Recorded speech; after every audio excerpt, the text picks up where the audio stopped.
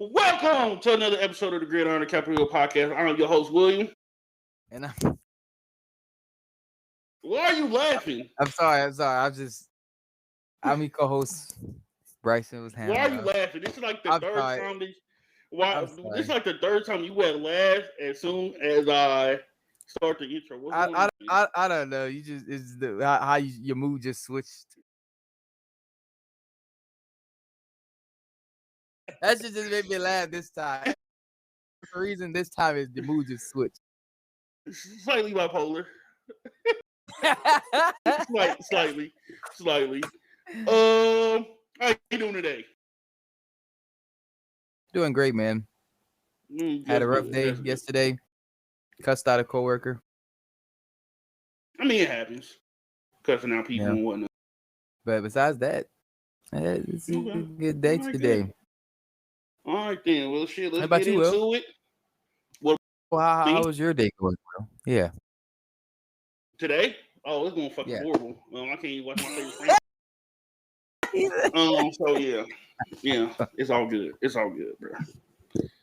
Because let's get into it. Let's get into it. Everybody knows now. This was not on the list of topics that we was going to talk about today.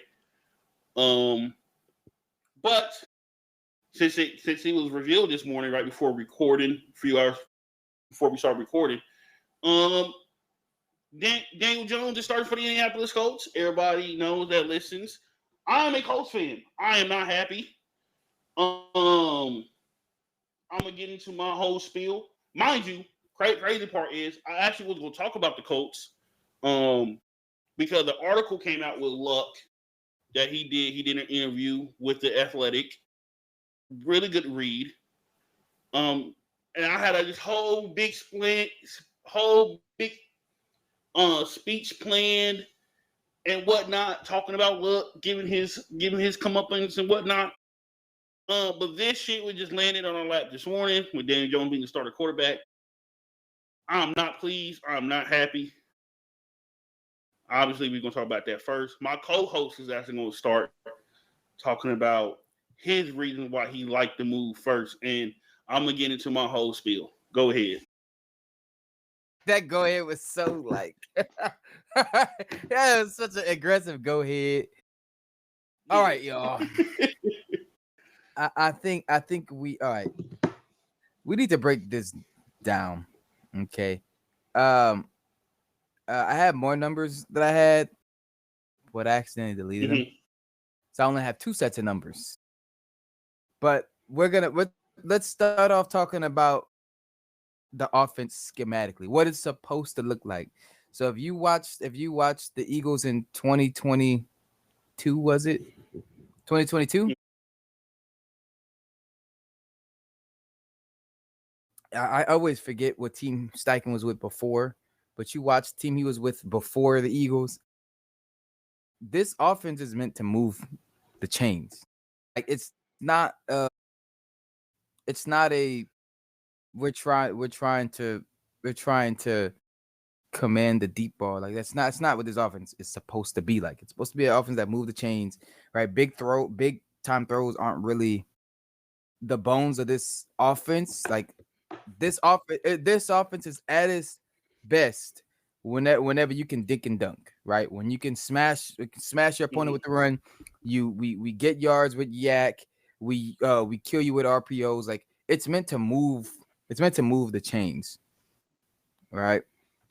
And big throws, like when we've seen AR do it, like those big throws, like obviously, yeah, it could be schemed up some games or get depending on your opponent, right? It's gonna happen. It should happen, but that's not that I would say would be the besides like his running would be the best part of AR's game. That's what I would say would be the best part of his game is how he can make those spectacular plays with his arm, but that's not what's important. I feel like that's what people are kind of missing, because what Anthony cannot do is the little things, like the routine things, the things that are routine for league a starting quarterback, hitting your check down, right? Hitting short cross routes, hitting slant routes, hitting comeback routes, hitting curl routes. Like these timing throws, these nothing's open, I'm dumping it off throws. Like these are routine shit.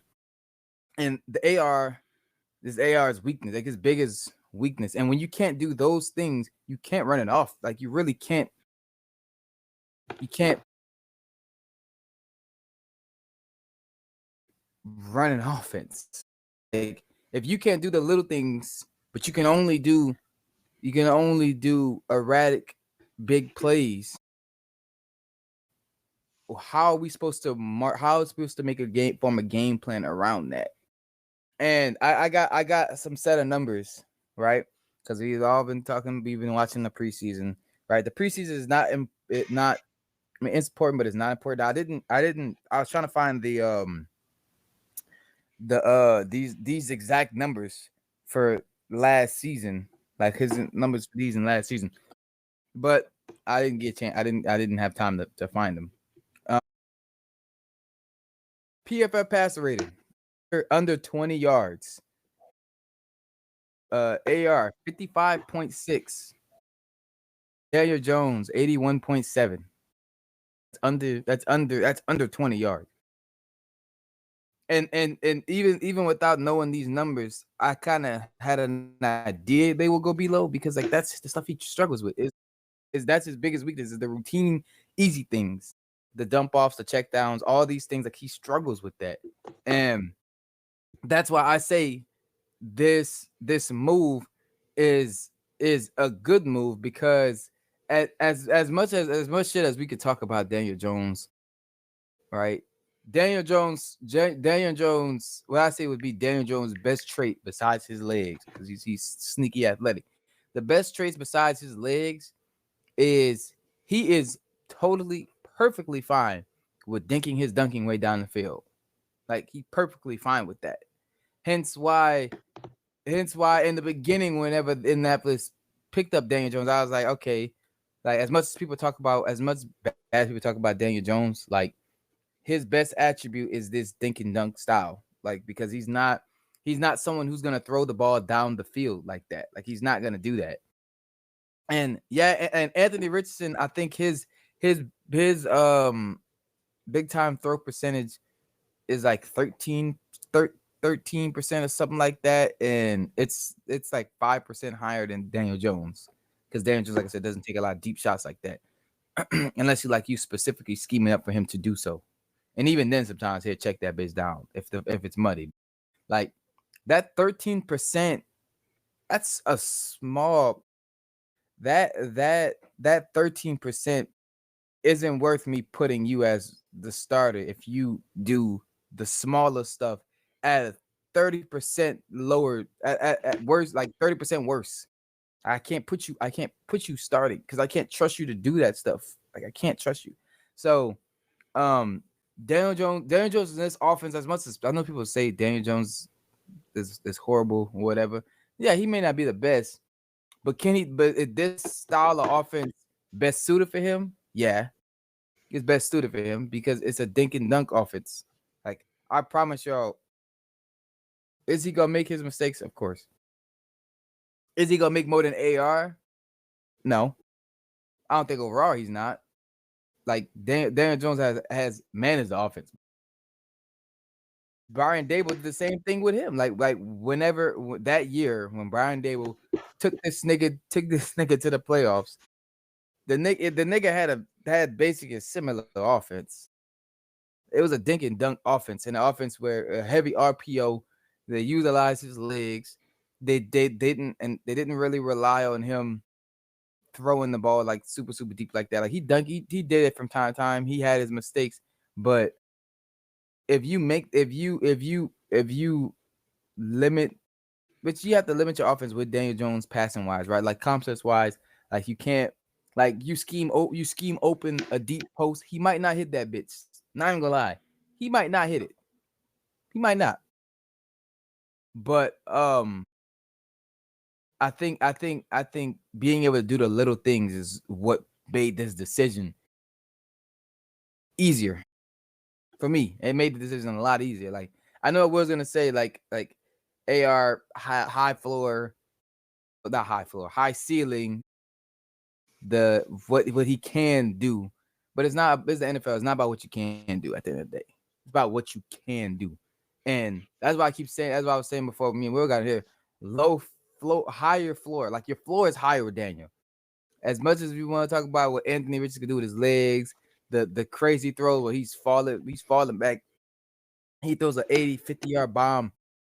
That's fine. But how many times a game are you gonna actually have that?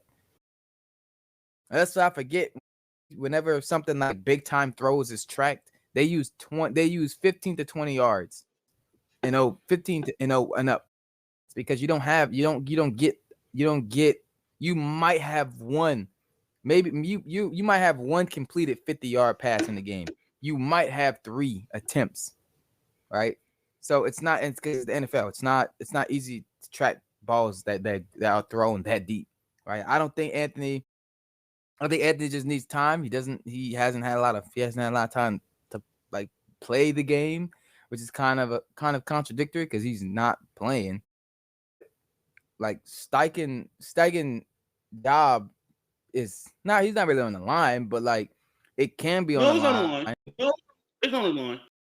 Okay, so I would say it is on the line. So yeah, I wouldn't. I don't blame him for being like, all right, we picked this guy, but his best attribute is doing things like, well, not best, besides running. When it comes to passing the ball, like his best thing is the deep ball, but it's not consistent, and he can't do the little things consistently. So I can't trust you to run my offense and put my job on the line for you. Fuck that. If Daniel Jones go check that bitch down 12 times a game, that's fine. At least the chains are still moving. You can build an offense around that type of shit. You can build an offense around a quarterback that's skittish about throwing the ball deep. Like you can build an offense around that.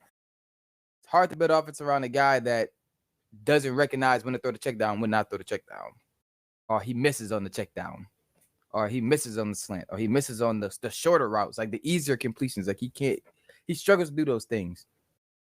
And his instincts is like he has real good instincts. That's got him drafted. Like the physical traits and the instincts to do the big plays in crazy moments. But you gotta rely on him. You gotta rely on his instincts to activate in that time. And that's not sustainable. Like it's not. Like you either gonna get yourself hurt or you gonna get somebody else hurt, or our offense is gonna spiral. Because let's keep it a buck. Anthony Richardson completion percentage last year was like 47%. It was 50. It's 50%. Okay, so is that okay? So straight 50. Listen, that is telling. Now, I really want to look up his completion percentage on routes 20 and under. I would actually like to look that up, but his misses in the simple shit is I would say why this is the way this is going. Like I get Colts fans gonna be upset, but I gotta also understand, like, bro, like you can't bet your job on upside, especially if the upside ain't doing the little things. Like if he was doing the little things at an average level, all right, cool. That's fine. Like we can work with you doing the little things right, and not yet knowing how to do the more advanced stuff. But he's not doing the little things, and he's sometimes hitting the advanced stuff. Like you can't really build an offense around that. Like you can't. So, that's all I gotta say. Like I get it. Colts fans not gonna like it. They're upset. They want anything to start. But hey, man, listen. Higher floor, lower ceiling. Like your ceiling is lower with Daniel, but your floor is higher because he can at least manage the offense better. Way better. I'm gonna say way better because the nigga somebody, he's a check down Charlie. Like that's what he is. So that's all I have to say. Okay. About to eat my cookies. I got a question for you. And this don't have to do anything with the Colts. We're gonna start off with the question. Mm-hmm. Why did the Chiefs get rid of Alex Smith? Why what?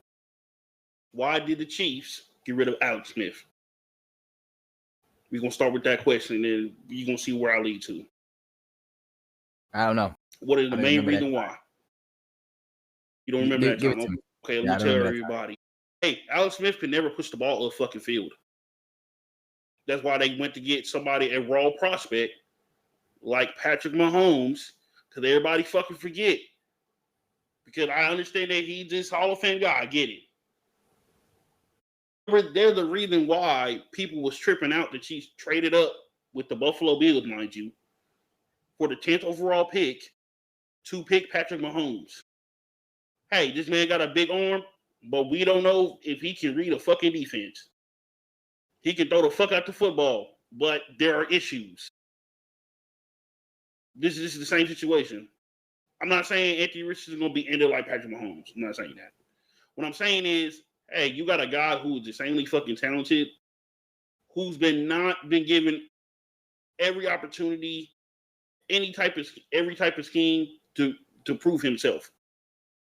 Right? You sticking with a room full of tight ends, collectively they can barely catch 40 balls a year. We talked about it on this show. You had 4 bodies. They had 39 catches, 3 touchdowns. I've watched one of those I have watched quite literally one of them tight ends drop a dime that Anthony Richardson did over the fucking middle and drop it. It doesn't help the fact, it doesn't help Anthony when you got wide receivers dropping wide open balls, including one of those wide receivers we are paying millions upon dollars to, in Michael Pittman. That does not help.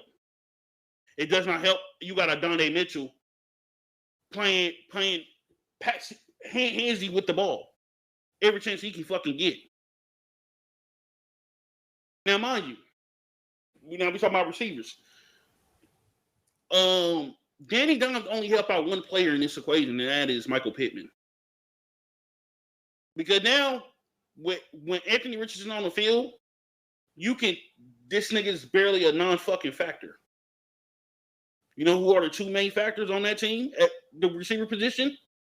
Alec Pierce, Josh Downs. Downfield receivers. Some people who can stretch the field. That is a problem. So, yeah, Danny Dimes is going to dink and dunk. Cool. It doesn't help. It doesn't help Downs. It doesn't help Alec. It ain't going to even help, to a certain extent, Adonai Mitchell. Right?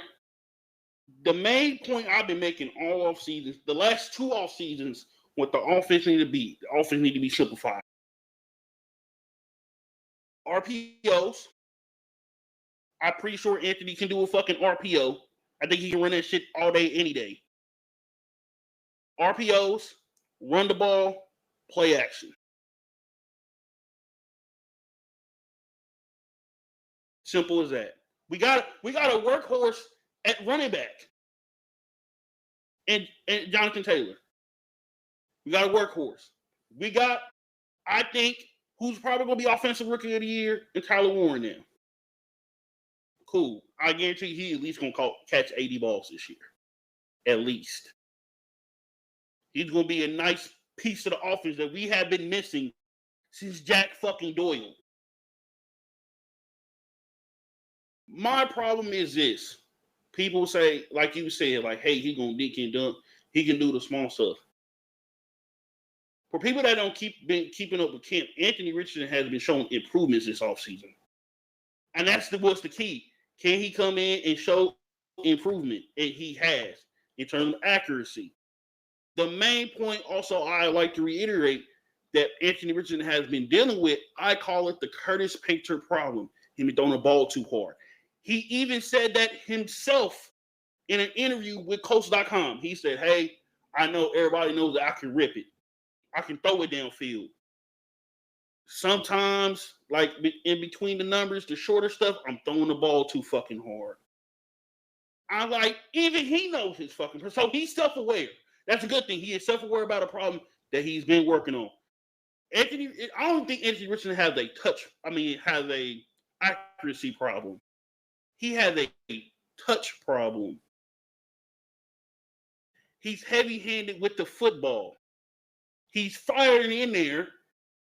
It doesn't have no touch. It doesn't have no floatness to it. Even when he tries to float a football, he can't get it.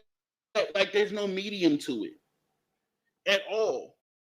That's the only thing he needs to work on. That's why I be telling people, hey, I don't think it's an accurate issue because the D shots, you don't make those unless you got extreme precise accuracy. Let me say that now. You don't make those type of D shots that he be taking and be making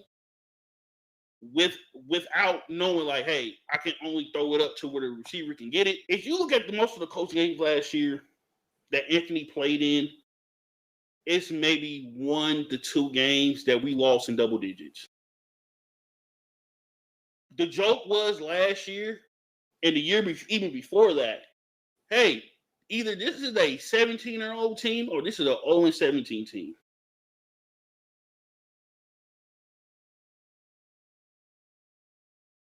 Plain and simple. And I get it. It's frustrating to see your quarterback go 10 to 32. That was one of the games he's doing. But also, once again, I like to reiterate, we have a coach problem as well. He don't be calling the right fucking plays. When you take out your star running back to put in a backup to catch a football, when you got the playoffs on the line, that's not good play calling. What the fuck are you doing? And mind you, I was bigging him up that year too. I admit it. I'm like, but you don't make that type of call. Then I see you last year run a re-option with Joe Flacco. It's 40. What are we doing? You got a 40-year-old man running a re-option. What the fuck are we doing? So the play calling is also a problem. We got a star receiver, a number one receiver. We paying $1 million to. The only time he can only seem to get right when he has nothing but a pocket passer back there. Somebody who dinks and fucking dunks. But everywhere else, the team suffers. This is the same problem last year. People calling for fucking Joe goddamn Flacco to start. Because, yeah, he put up a good fight against the fucking Jaguars. Okay. We still lost in Jacksonville. We haven't won in Jacksonville since 2014. And then he gets on primetime television cursing us. The following week, I think we played either the Jets or we played somebody else. Anthony comes in, offense looks totally different. It moves different. It doesn't help your team as well when the simple fact, hey, we are reversing course. I like motherfuckers to stick to their guns. If we drafted him 4th overall, we should ride and die by Anthony Richardson until we can draft somebody else. Because now you got a new problem coming up. Hey, next year is his 4th year in the league. He get a 5th-year option. Either we'll pick it up or we won't. I'd rather find out now if Anthony Richardson is the guy. And I do think he is the guy. He just needs some. I'm not saying he needs all the help in the world, but goddamn, it doesn't help. Your tight end room is non-existent. It doesn't help. Your head coach is calling bullshit plays. Long developing pass plays. Does not help at all. I've been saying from the jump. Wrong. I don't know what it is. Something wrong with the team. I don't know what it is. It's just like how can I explain it? Either we come out the gates really good and then we have a drop off during the game, or we come out cold as fuck during the game and then we want to heat up towards the end. We can't have that as well. Right? There are multiple games I can point out last year the defense lost. That Giants game, that was the defense. Now, mind you, Anthony Richardson didn't play the last 2 games of the year. Back issue. Get that. But like I said, defense is also concerned as well. Like, we got 4 corners out right now. 3 or 4. Wally's out with an ACL tear. He done for the year. Juju Brents is out. Jalen Jones is out. And I think one other corner is out. So we got 4 corners out. We just had to sign Xavier Howard. He's on the team now. I think it's a good pickup, decent pickup. But we'll see what he is at 29 years old. But other than that, the defense has not been showing up at times as well. You got motherfuckers like almost like the first 2 games of last year, we giving up almost 400 plus yards rushing to the Houston Texans and the fucking Packers. That's a problem. And mind you, we got a new defense coordinator. We got him out. Great. Hopefully this time around the defense is a lot fucking better. But my thing with AR is this. If you drafted him 4th overall, we might just ride it out. Ride it out. Why start Daniel Jones now? What's to go 9-8, 8-9, 7-10, and get a mid-round first-round pick? You know me. I expressed this multiple times on this show. Either we suck or we making the playoffs. We suck and we drafted within the top 5, or we at least making the playoffs for a late first-round pick that I know Chris Ballard is going to trade for more picks. That man, I will give that man his credit. He is good at drafting players in the later rounds. I can pinpoint to most of our offense, especially the offensive line and linebackers who we have gotten in later rounds who've been exceptional linebackers or at least decent players for us. That's a fact. I have no problem with that. But this just screams, I'm just trying to save my job. Maybe they're trying to give Anthony Richardson more time by sitting him, like having him sit and continue to learn the offense. If it's that, say that. But we know Daniel Jones is not the complete full fucking choice and option.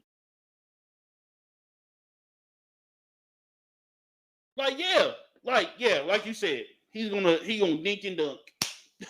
And when we need a long pass down the field to win the game, we're gonna lose.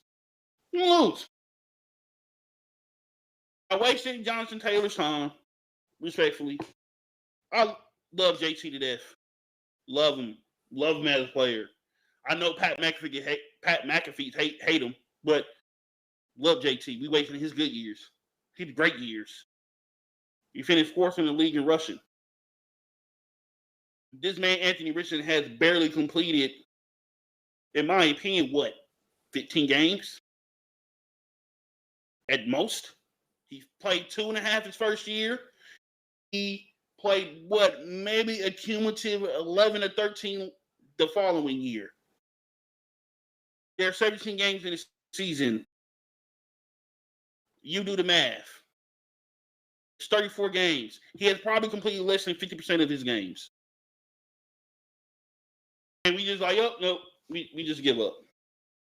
Oh. Like, even the Ravens game that he played in, he got hit in. Yeah, like, it was playing horrible. He made 3 passes, completed 2. Now, and that probably was like, oh, maybe he need to learn the offense more. Okay. That was reps are for. You sit him down. Because mind you, like, I even see Anthony taking mental reps on the field, trying to see, like, what he needs to do. So he's taking the job seriously. It's not like that he's not. And mind you, I'm seeing some people saying, like, talk about the tap out thing. Like, oh, like, the Colts already moved because he tapped out. That's an immaturity thing more than anything. But it's fixable. That's a fixable thing. Has he done it since then? No. It was just in a moment where he just like, damn, I really need one. He tapped. I'm not defending that. Have I ever defended that at all? No. Yeah, exactly. I've never defended that at all. Never defended it. Like, you the quarterback. Stay ass in. I understand you're tired. Just say, hey, can you give me a play? Can you run the ball? I mean, I think he got the first that play as well. Like, hey, just say, can I just hand the ball off for a play? I didn't need my breath. Look, there's other ways you can get around it or lie. But ultimately, when Anthony is this, the Colts need to decide we're going to sink or swim with this dude. I'd rather sink with him and then barely stay afloat than with somebody like Daniel Jones. We know what Daniel Jones is about. We see him with somebody with Malik Neighbors. The weapon that he is was being fucking squandered, and I think the Giants realized that towards the end of before they cut him. He's being squandered because he can't throw the ball down the field accurately. This past weekend, he tried to throw downfield to Tyler Warren. That shit was 7 yards ahead of him. Meanwhile, Anthony Richardson can throw it on a fucking dime to him. Threw another one to Anthony Gold that was called back because of penalty. That's another thing. Hey, stop committing all these fucking penalties that kills the fucking offense. You're moving the ball down the field, but you want to fucking hold. Stop that shit. Shit is annoying. And that's nothing that will happen in an offense with Anthony sometimes. They'll move the ball. They'll be moving the ball just fine with Anthony. Commit a penalty. Next thing you know, it's 3 and out. Sick of that shit. Figure it out. And that's why you have a lot of Colts fans in these comments and shit being upset. Yo, like, we know AR's the fucking guy to start. Y'all started Danny Dimes to save y'all jobs, to buy y'all more time. Time is up. I think a lot of fans after last year is fed up with Shane stretching. Everybody fed up with him after last year. But we seen some of the play calls that he was calling, and it was like, hey, I don't know if it's because you were trying to make AR fit your offense or you trying to make the offense fit AR, but the shit's not working. You need to fix it. Hey, why y'all not running more read options? Why y'all not reading more powers? Why the offense is not feeding into his strengths as a player? That's why I know people give him shit. The offense coordinator for the Commanders. What's his name? Cliff Kingsbury. People give him all good grief in the world, rightfully so. He's a horrible head coach. But as an offensive coordinator, he makes the offense tailored towards his QB strengths. This offense simple for Jalen Daniels last year. They kept it very fucking simple. And it worked. Probably this year, you're probably going to start seeing the more advanced stuff within the play calling. But they never did that with Anthony. They never say, hey, let's see what we know what your strengths are. Let's build upon that and then start working in more of the advanced stuff. Okay, well, so explain to me, how do you build off of that? Because it's not because you can't build off of just throwing the deep ball. You can't. That's what I'm saying. What is Anthony probably good at? Running RPOs, running the ball, probably play action, but mainly rollouts. Like, that's how I build my. So I know Madden is a game everybody gripes about. Mind you, I have my gripes about Madden as well. But when I'm building my Colts offense or picking a playbook that I need, hey, I need a lot of RPOs, a lot of play action, a lot of heavy running the ball. We got the offensive lineman. I would say our tight ends in terms of blocking have been pretty decent. Why are we not running 2 tight end sets a lot of the time? Why we not playing, like I said, why we not running a lot more read options? Why we not doing, like we got 2 guys in the backfield, Anthony Richardson and Jonathan Taylor, that can run the motherfucking ball. And I get they trying to, and maybe it's because, hey, we know Anthony's kind of fragile a little bit. We trying to protect him. Okay, cool. I'm not saying run this motherfucker 10 times a game. Not saying that. What I'm saying is, hey, there need to be play calls where specifically, hey, either JT taking it or I'm taking it. Because they both really good runners. I think Anthony Richardson is an exceptional runner at the football. I think that's people. I know people say like, "Oh, we know that he can run," but I think people forget like he can bring it to you if he wants to. So with that being said, this offense is not built on his strength. It's stretching his offense. Hey, you gonna run this, and it ain't been. And I'm not saying it hasn't worked to some degree. But there are play calls that he has called where it's just like, really? In this spot? Right now, you calling this. And like I said, I don't think the Colts also as well has not done everything in their ability to make sure Anthony pans out. Why didn't y'all go back to grab Tom Moore? And for people that don't know, Tom Moore is the quarterback coach right now, who is like 80-something years old on the Buccaneers offensive squad, on the offensive coaches. That has been the first person I've been trying to poach this offseason. To get him in there, hey, let's work on your touch. Just work on the float. Let's try to get you a nice little medium when you don't need to fire the ball in there, but you need to get in there in a hurry.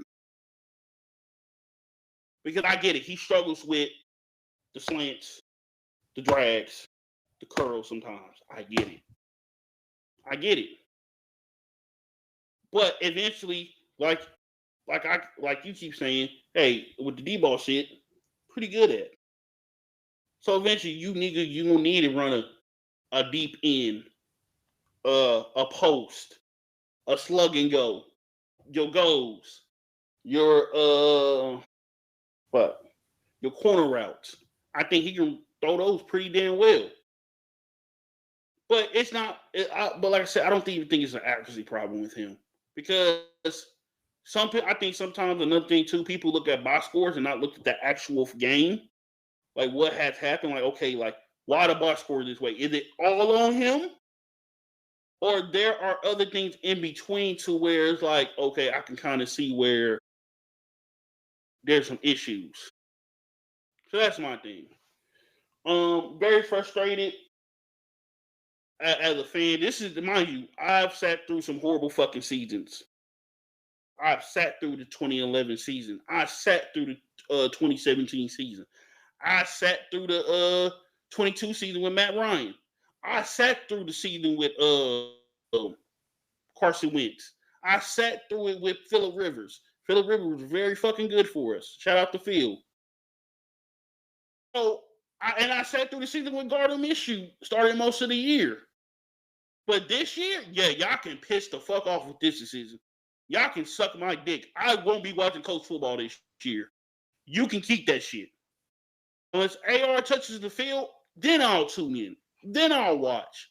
Until then, you can keep it. I'm sick of this as a fan of not sticking to one decision. I get it. You brought him in as a QB competition. Cool. But if stretching, would you want to go 9-8? Fuck it. Let him go 9-8. I won't be watching. What, another year we can miss a playoff and pick 4th to 15th? 14th to 15th? Keep it. Keep that shit. That's the only thing I got to say.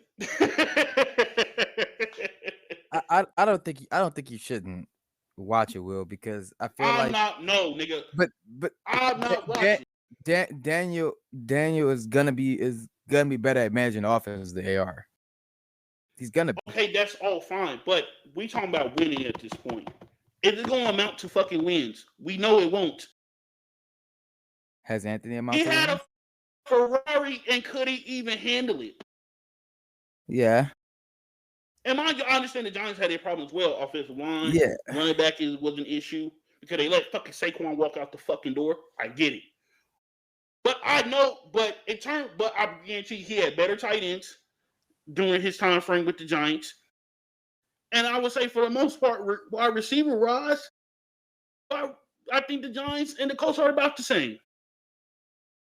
Like, I feel like they have a better one, but they don't have a more variety of receivers like y'all got. Y'all got more of a variety than they don't have. Like, Yeah. they don't have a Michael But, Pittman. You know what I'm saying? At 2. yeah, so You know? like, because even he said like, Tracy was like, yeah, I can see him. You know, he do the little stuff. I get more right than AR. I'm like, okay, but the offense is predicated on what Daniel Jones does best. This is what always like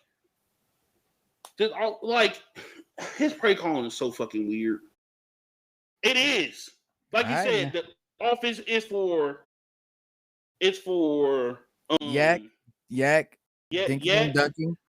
And Dinking and Dunking, and right? then smashing with fucking the run. AR, yeah, but with fucking AR, he don't do none of that shit. He got these super long, drawn out routes and shit. But like I said, that you can't. That's not sustainable. It's not. I'm not saying they need to do it every single play. But what I'm saying is, hey, why are you not simplifying the offense at all? But how you gonna simplify the offense if he can't do the simple things?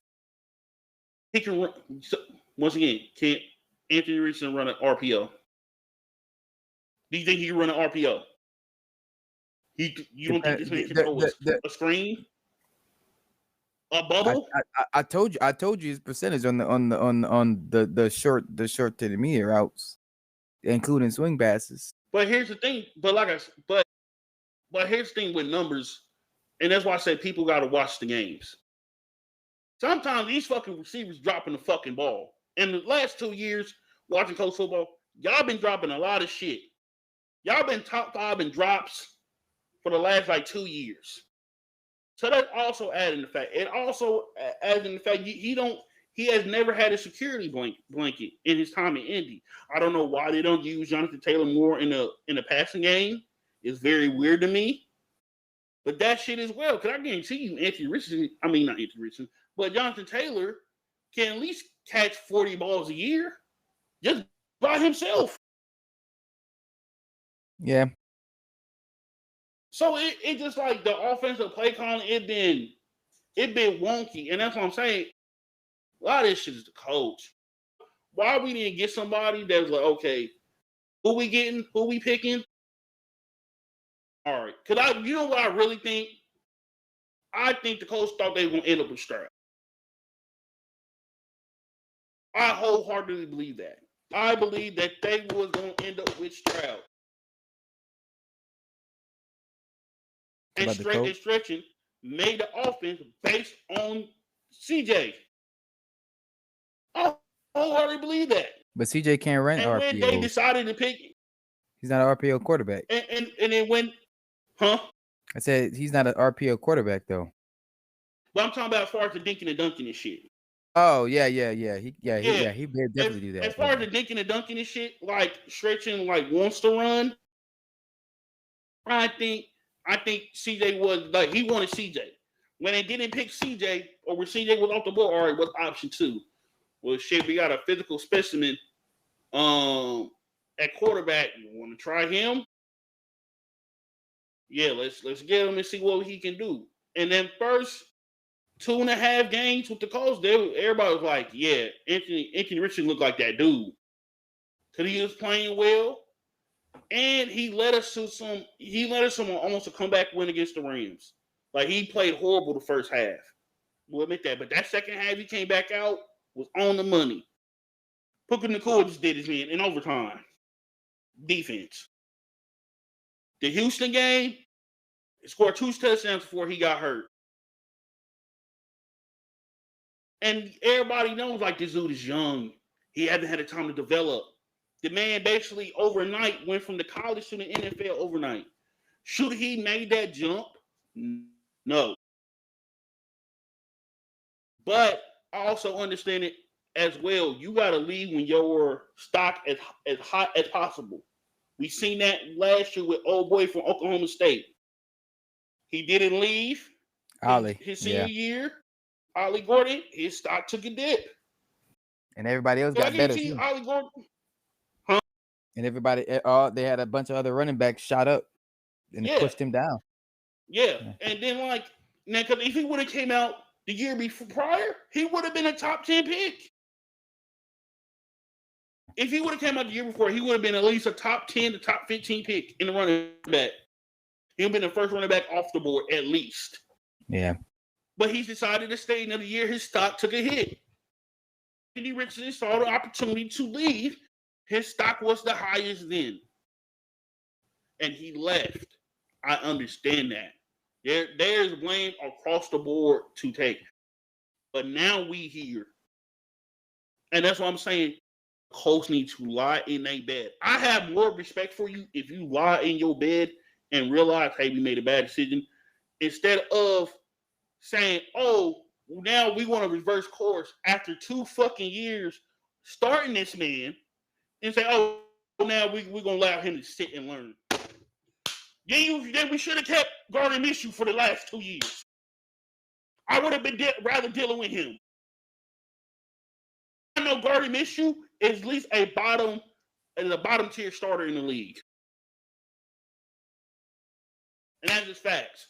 Only reason why he keep getting bounced around the league, either because last year with the Raiders, he got hurt. He got hurt, what? Week 6? Like, it was very early on, he got hurt. Yeah.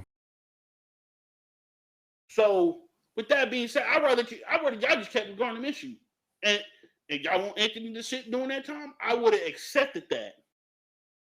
But y'all came out and said, like, hey, he needs the reps. He needs to play. Okay, cool. Run him. Well, we lose. I think we're forgetting that this was Anthony's job to lose. But he has shown improvement. That's my thing.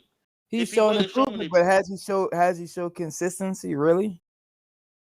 That's what I'm saying. Like, if you read all the reports coming out of camp about the Colts, I'm not talking about national media. I'm talking about Colts media. Yeah. Now, mind you, there are some guys in Colts media. I don't think these niggas are fans. They just writing for the Colts. You can everything I have read and seen. He has been putting the work in to get better, to be more consistent, to be more aware of what plays or like he needs to call, or what the play call is. Like, he's been making strides. Why not? Okay, he's making these strides during camp. Let's see what he can do. At least the first game of the fucking season. At least, okay, if he's horrible, okay. Or he starts to regress. Because you know what it is? During the Packers game, I noticed this with Anthony.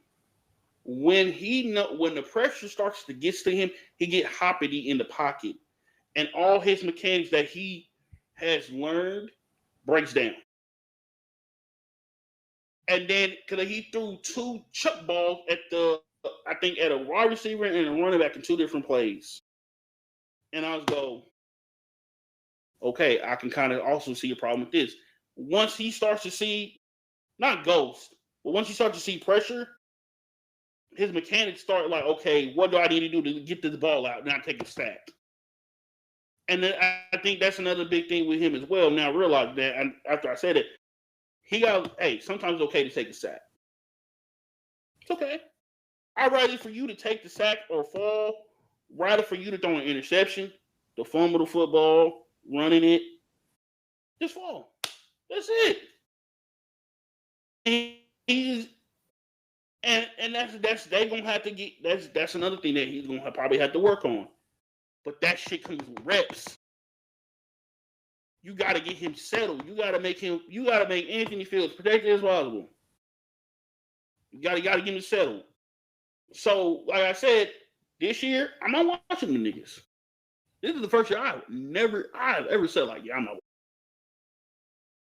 Cause I'm fed up. Like talking with Porsche when Anthony got hurt, when he dislocated his finger, and I said, hey, you know me. I'd rather for them to suck or make the playoffs or be in playoff contention. There's none of this middle. I don't understand like how Steelers fans do it. I get it. I don't get Mind that you, shit I'm going either. off the track here. They go 9-8 every year. Fuck that. That shit gets annoying. Like the beat almost like, oh, we almost there. The playoff, we gotta win a few games and then continually fucking miss it. I don't see how y'all. Or make the playoffs and lose in the first round. Get your ass bounced. Yes. Yeah. Nah, like that shit is annoying. That shit is annoying. I ain't lie. I would have moved on from Tylen a while ago. Yeah, I'm gonna be honest. Great coach, but I would move on to that from a while. Here's the thing with Tomlin though. Tomlin know how to contain the crazy house. It's a crazy house with the Steelers. It is what it is. It's a crazy house. So he don't want to know how to manage it. Just keep him. We just got him a quarterback. Now they have stuck him with a 40-year-old white man. Aaron Rodgers. I'm scared. I'm like, you know what? This may be the year Mike Tomlin may get pushed out if they don't make the playoffs.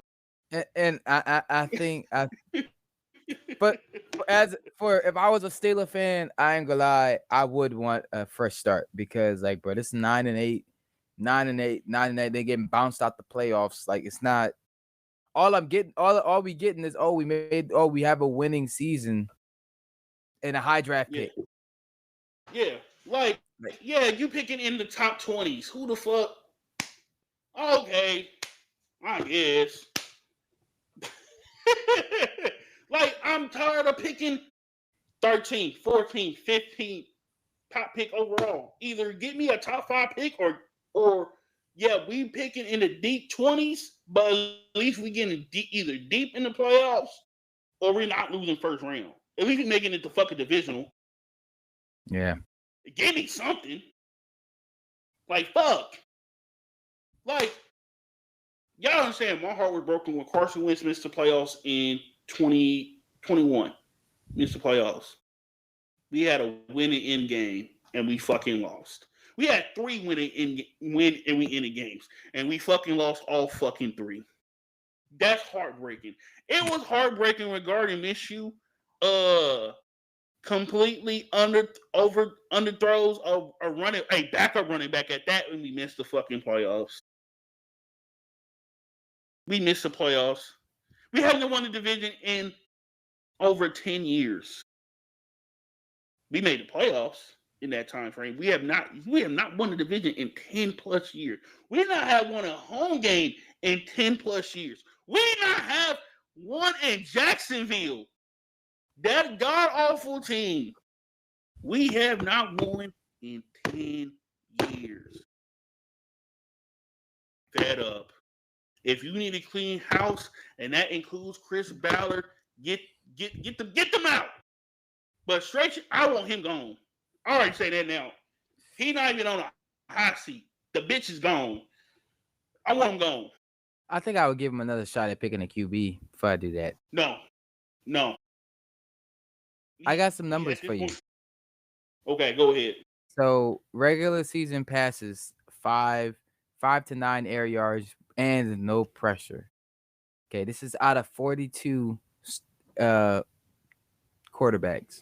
42 quarterbacks. And I'm pretty sure there's a drop back limit you gotta add. Which he was still 36th in the drop back ranking. Like how many pass attempts? He was 36. His ranking is probably would be like if it was adjusted, it'd probably be like a little higher. But high actually throw percentage, 41%, ranked 42nd. Catchable ball percentage, 69%. 49, 42, 42. Huh? When you said he's 42nd with catchable balls? Yeah. But I would like to see what I would like to see their definition of catchable ball. Catchable ball from clean pocket. Just to show the accuracy. Off target percentage, 31%, 42nd in the league. Highly accurate throw when targeting an open receiver, 72%, 42nd in the league. Now, granted, he is 36th with pass attempts.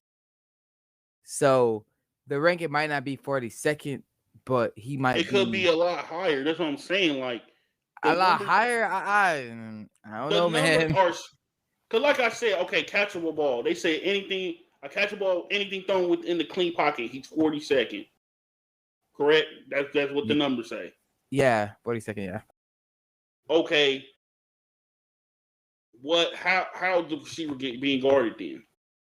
They have a clip. They put underneath a clip of every single pass.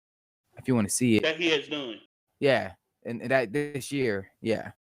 Okay, that's just this year though. That's like that's he's still in preseason. Yeah, well, not preseason, last season. Like this last year. Season. Yeah. Yeah, I would expect him to be that fucking low. Jesus fucking Christ. I mean, he was 36 in attempts.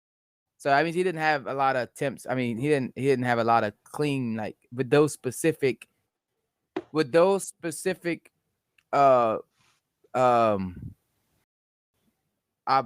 like with those specific things, right? 5 yard under 5 to 9 air yards, no pressure. He had 36 of those like passes, 39, which is 36. But at the same time, he did miss a couple of games. That's what I'm saying. So his rankings would be higher, but I don't think it's gonna be that much. It'd probably be like low 36, low 30s. You say he's 36 in pass attempts. In terms of 5 passing yards, he's 42nd, right? Yeah, because niggas not calling short plays with him. I mean, do you want me to send you the clips? Bro, it's the head coach. I don't know what it, because even with Garner Minshew, he was doing a lot more shorter shit than AR is. So one quarterback you running short shit with, okay, right? Another quarterback with Joe Flacco, hey, you kind of ran a little bit of everything, but this nigga's 40. Tame expectations.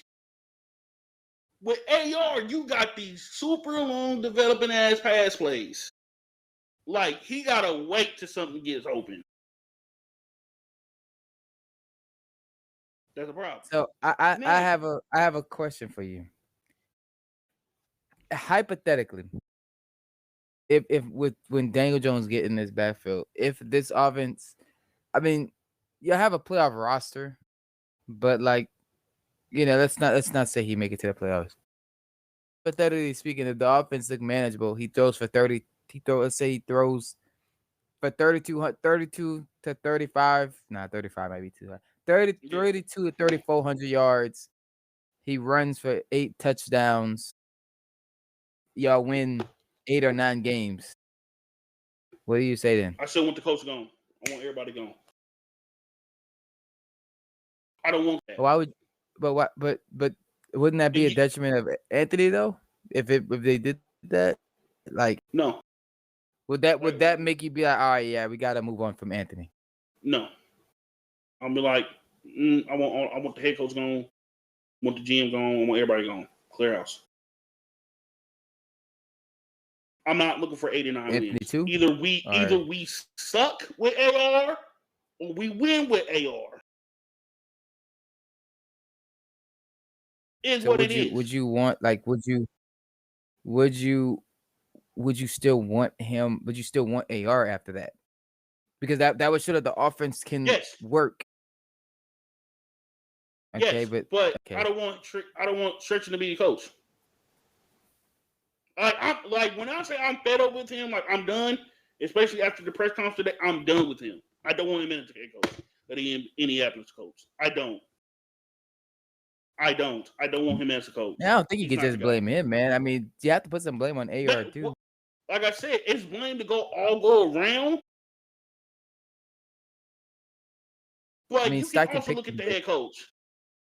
You can also look at the head coach. Hey, why are you doing this? Why are you calling these pass plays? Why are you calling these type of plays when you got this type of quarterback?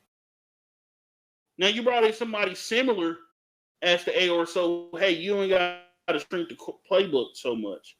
But we know you probably shrink the playbook to a certain extent simply because, hey, we know this nigga can't push the ball down the field. Yeah. Like I said, the only person that benefits from this, and I really say two, Tyler Warren's going to get his catches. There's not a problem. The only other person it benefits is Michael Pittman Jr. Everybody else he has really done well with, except AR. He has done well with Joe Flacco. He has done well with Gardner Minshew. Both for whom are like, I would say like with Gardner Minshew, like he's mobile, but he ain't like, yeah, I'm gonna run the read option with you type shit. But that's the only person that benefits. Because then at this point, you will have to question Michael Pittman Jr. Because you did pay him a substantial contract. Hey, why you not catching these balls, man? And that's was one of my main critiques last year. Hey, Michael Pittman, why are you playing like dog dookie ass when AR is on the field? Like, you go missing. But Alec Pierce and Josh Downs can show up. But when AR's off the field, oh, now you want to catch the fucking ball. That's a problem. And that's why I was like more than willing when it was his contract time. We were trying to get his new contract, Michael Pittman. Get him out. Get him out. Cool, trade him. Give me the fucking Ferrari and Marvin Harrison Jr. Trade him in the first. Get him out. And last year, it just like, why you play one way with this receiver with one way with another receiver? And mind you, the Colts last year also had a problem with separation. They were damn near ranked almost not dead last, but at the bottom of the fucking league in terms of separation. So how many really catchable balls did Anthony Richardson really throw? How many balls did these receivers drop? That's what I'm saying. People gotta watch the game because I watched all last year. And like, yeah, you gonna have something from Anthony where he goes, damn, you could have hit that. And then, but a lot for that game is like either it's a missed time throw, and sometimes that's between wide receiver and QB just being on missed timing, or sometimes these niggas is dropping the ball. So like I said, it's blame to all go around. But the first person I'm getting rid of, head coach. If I'm Carly Ursay, that's the first motherfucker to go. Get rid of him. He may be a good offensive coordinator. Not saying that he's not a good coach. Because I've been trying to get away from that, calling people bad coaches and whatnot. He's probably a great offensive coordinator. Not a good head coach. Because at this point, like I said, y'all just doing this to save y'all fucking jobs at this point. Which is fine, but it's not fine for the fan base. Because you see, like, you go, all the Colts fans, we were like, yo, get rid of the head coach. We want AR. We know AR is better. We know how, like, this situation going to turn into a situation where it was last year. You had a whole bunch of people calling for Joe Flacco to start. Joe Flacco starts. Oh my God, this offense looked fucking stoic and ass. Put AR back in. AR, the offense moves a lot better. So, I'll not be watching. I guess I'll keep up with stats or whatever. or you can talk to me about them. I'm not watching them niggas. I'll be watching like the Ravens or something. I'd watch the Lions. You know what? Yeah, bro. I would like to go see them this too. And then, because they come here to KC in December, November, I'm not going to see them niggas. Especially with Daniel Jones going to play the entire fucking season. You can keep that shit. Not having him a short leash my ass. No. Go ahead. Let's get. All right, man. Man, Will is man, this is funny. Nigga, I'm hot. All right, let's get into another topic, man. Shit. Let's start with just a quick note. I did Isaiah Bond. The charges were dropped, and so was Judkins charges. So shout out to y'all. Your charges were dropped. Good job. Good job. With Isaiah Bond, he did sign a 3-year deal with the Browns, fully guaranteed by $3.6 million, which is crazy because he went undrafted.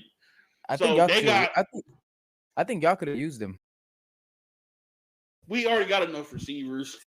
The room is already kind of crowded because, like, you already got Alec Pierce on. He like another thing about the Colts. Alec Pierce is on a contract year. I'm pretty sure Alec Pierce was probably rooting for Anthony Richardson to start. That's the only time that man has looked great. Not great. It's an overreach. He has looked really good at receiver. Is the only time his AR is on the field. Other than that, that nigga is damn near non-existent in the offense. So is John Downs. But I think the wide receiver room is kind of crowded a little bit, especially with Alec Pierce and Adonai Mitchell kind of battling a little bit. But Isaiah Bond, speedy receiver, good receiver for the most part. Can't wait to see how he plays out with the Browns. I'm pretty sure he won't be starting. Yeah, I feel like obviously everything happens for a reason. I feel like he kind of needed this, not reality check, but just this slight humbling. I think he needed it. You know, I feel like I'm about to break the 40 record and then you're done on it. Like, I feel like that. Yeah. And also, like, I think from what they said, the meeting rooms, the reading room interviews too, didn't do him no justice. So I think this was a good experience for him to recognize. So yeah, I'm glad he got off. You know, I'm glad that he's innocent. Let's put it like that. I'm glad he's innocent because nigga, I promise you, I wouldn't.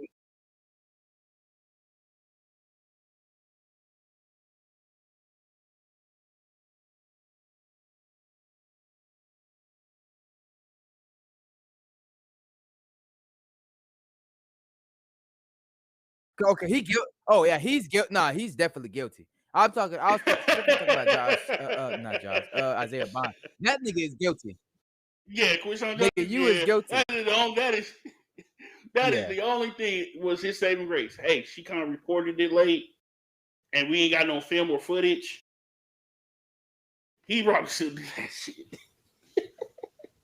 Oh, he definitely did. He probably still did that. He looked like a nigga that did it. Any dark skin nigga that bleaches his dreads does shit like that. I don't care.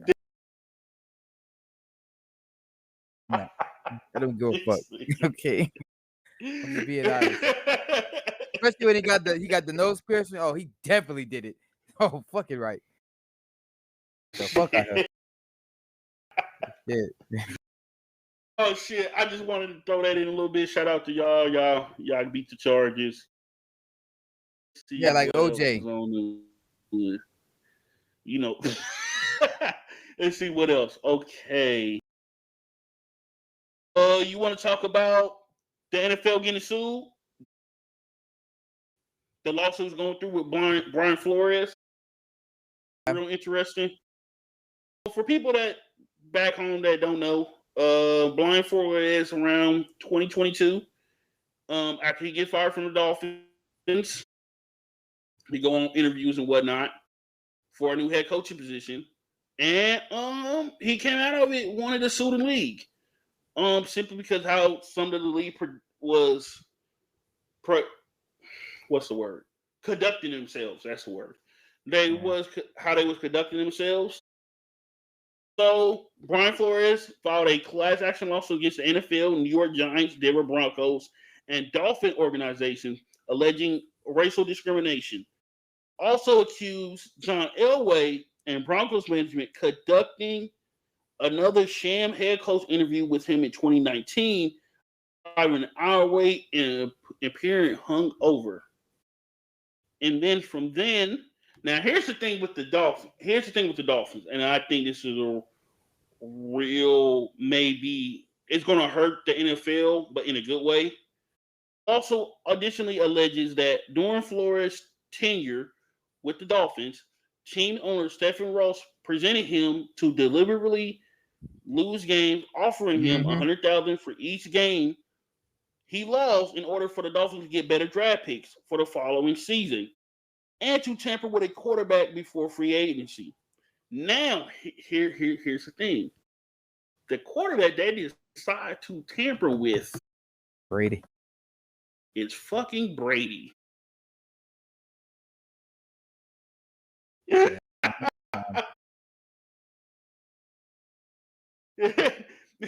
all quarterbacks, it was Brady. And then from that on, multiple head coaches also decided to hop on. So you have former Arizona Cardinals coach Steve Wilks and long-term NFL assistant Ray Horton also joined the lawsuit, which I do think Steve Wilks has an excellent case, especially against the fucking Cardinals. How they did him. I say your team and how the Cardinals did him. Because I'll be honest. Technically, he had a winning record with the Panthers.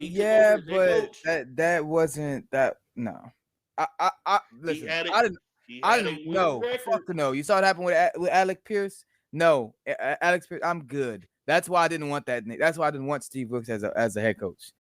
Like that type of head coach. Yeah, you're a rah-rah guy. The team will get behind you, but there's only so much wins you can get with that. Like you have to But to not even give him a chance, okay, y'all remember, y'all went from, oh shit, this team is y'all buns. Because then y'all was almost about to make the playoff push. Yeah, y'all was about to make the playoffs with him. So, and then how the Cardinals did him, after the Cardinals did how he did, I said, hey, that's kind of fucking weird. Mind you, Cliff Kingsbury. Yep. He had just recently took the job at USC, and then all of a sudden I want to go to the NFL. I want to join the Cardinals. So he joined the Cardinals. I can see some collusion being there. I can see. Do we really want this? Do we really want this Negro in here? Yeah, them. Because here's the thing. Yeah. With the Dolphins, and then with the Dolphins, whole thing of, hey, we pay you for, losing games. Hey, because I remember Hugh Jackson was talking about this right around the time when the first lawsuit was announced. And he was like, yeah, the Browns offered me the same thing. Nigga, you should be rolling in money. You went 0-16. What?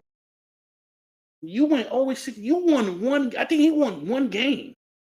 Gee, nigga, I would have been throwing them with the too. Browns.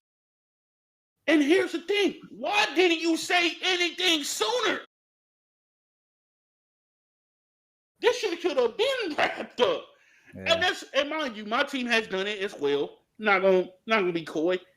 Hey, God rest his soul, Jim Irsay. He said he always thinks Maurice Jones-Drew beating us in the very last game of the year to get Andrew Luck, because we was racing for that. It was a tie between the Commanders and the Colts during this time they the fucking Redskins. Gotta bleep that out. Hey, we was winning that game, then we lost it when Maurice Jones-Drew ran in for a touchdown. Thank you, Maurice Jones-Drew, for handing us Andrew Luck. Thank God. Did not want Robert Griffin.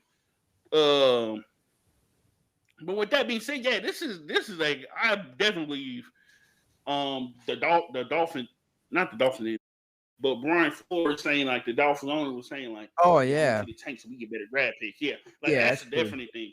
That's real. And that's why I said it's gonna hurt the league in a good way.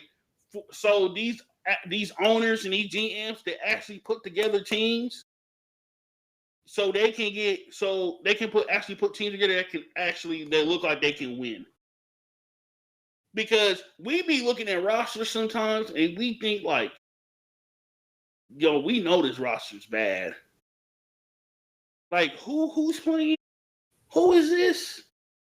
Oh, you got that person? Like the Bengals. Nobody gonna tell me the Bengals ain't slowly. I don't know. They ain't trying to tank a little bit. Yeah, you paid your top quarterback and top 2 receivers. What about that defense? Jesus Christ, you let go one of your top linebackers last year. I can't name nobody in the secondary. And guess what? You don't want to pay your star defensive end and Trey Henderson. Them niggas is tanking. Don't care. What do you think about which one? The whole situation. I want to get the whole full. Oh, sorry. Yeah, I didn't know. I didn't know if you was talking about the Bengals. Yeah, nah. I definitely think the tanking shit happens. Now, does that mean that the NFL should do like a lottery type thing, like the NBA? I think it'd be worse. It'd be worse. I think the NBA be cheating too. They be cheating. Like, they be cheating their ass off. And I mean, the main teams I be looking at in the NBA, they be cheating. Or have cheated the lottery. The Mavericks, because they got the first overall pick after trading Luka. Like how the fuck did y'all manage that? They got Cooper Flag. The Cavaliers. Suddenly LeBron get to be drafted in his hometown. Not hometown, but like, hey, Akron is not right up the road from Cleveland in your home state. Okay. The Spurs. Hey, you niggas keep getting the first. You get the generational big. David Robinson, Tim Duncan, and now you got fucking Wembanyama. How the fuck does that happen? Them niggas be cheating. Yeah. Okay. And I would say like for the NBA, because it's a smaller team, it might be a lot easier to like not convince the players to do it, but be like, hey, look, we all understand what we're trying to do here, right? Like what we're trying to add to our team. Football is way more of a like, it's way more. Yeah, it's way more of like a emotional sport. So, like, you won't have like these guys are professionals. They don't want to just be the laughing stock of the league, whether it's intentional or not. You know, but you know when you on a losing team, though, you can look around. You can even like at practice, you can look around like, yo, we finna suck. Yeah. Like the morale, like football is a very morale sport. Yeah. So it's a lot. It's harder to tank, but at the same time, it's like tanking does happen. Tanking does happen, but the only way the tank really in the NFL, because you really can't convince. You're not really gonna be able to convince all 53 players to not do their jobs. You're not gonna be able to take. Because some of them are on contract years. Some of them fighting for a contract. True. I feel like it really. Players like shit. I'm finna get my numbers and that's it. I'm not gonna do no extra. Yeah. Cause like what I would do. Y'all not gonna tell me. Who every so often they be ass. I can't remember what team I said. Matter of fact, fucking Dallas. Now go tell me every so often they don't try to tank to get a top pick. Them niggas be tanking on purpose. You know this roster is not good. You know that. You try to come out here, we them boys. We gonna make the Super Bowl. And then, Lord and behold, this team is garbage. I'm not even saying offensively either. Because, like, sometimes, yeah, like, y'all put up numbers offensively, but Jesus Christ. Defensively, like, back, like, line, like now, you in a contract dispute with fucking Micah Parsons. Okay, cool. You know he's the star on defense. He's the main guy. He's the main guy on defense. We couldn't even, when he asked for a trade, we couldn't even name another defensive player on that roster. We couldn't name another defensive lineman. And it's just like, and the other player that we really know there is Trayvon Diggs, but he either hurt or he getting cooked. Like hibachi. Like, for real. And then, like, only reason why I know Malik Hooker is on the team because, like, shit, he played for the Colts. So I like to keep up with, like, former players and shit. And I knew Malik Hooker was always going to be a solid player regardless, but he was just so hurt often in Indy. That's why it's kind of like, hey, we kind of cut bait. It happens. But with that being said, like, bro, that defense is looking like a bottom 32 defense coming up this year. Offensively, y'all may be good with picking on who the fuck they got at running back. Oh, Miles shit, Sanders. You don't know what they got at running back. Miles Sanders.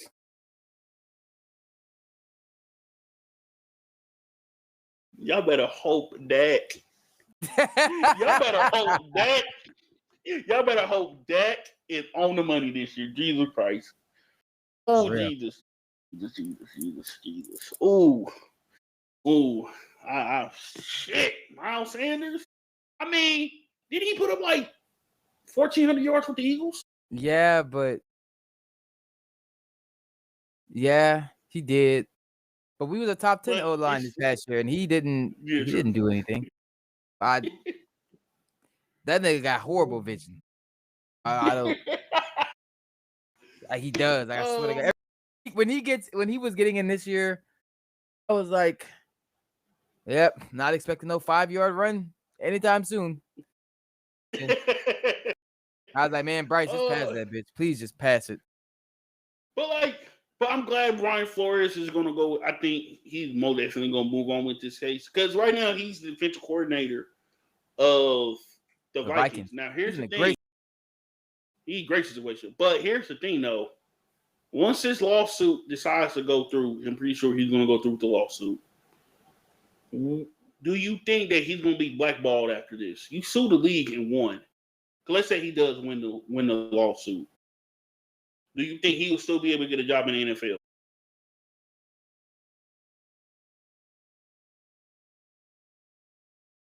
Yeah, it would just have to take an owner that's not involved in the lawsuit. Like, what teams are in the lawsuit? Like, directly? Arizona, Denver, Miami. Oh, look at my notes. And I think that's it. Those three teams. Oh, okay.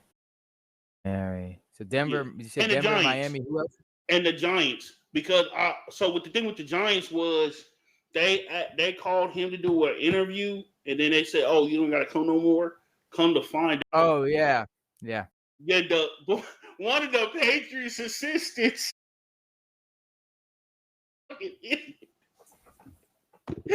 texted him, was like, "Yeah, congrats, you already got the job." No fucking job. Wrong number. He meant to take Brian Daboll. Oh man. Yeah, so that's how he found out. Like, yo, like this is a sham interview. Yeah. Yeah.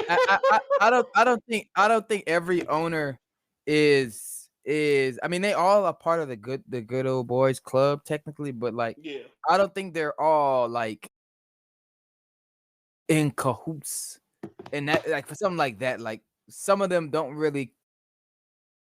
I say some are more. I want to say progressive. That's not. I want to say that either. Like, some are just Yeah, more. Some are more like they're not like that. Like yeah. look But here's look the at look at the thing owner they're too. talking about here. But here's the thing too. Now I like to bring up a problem with.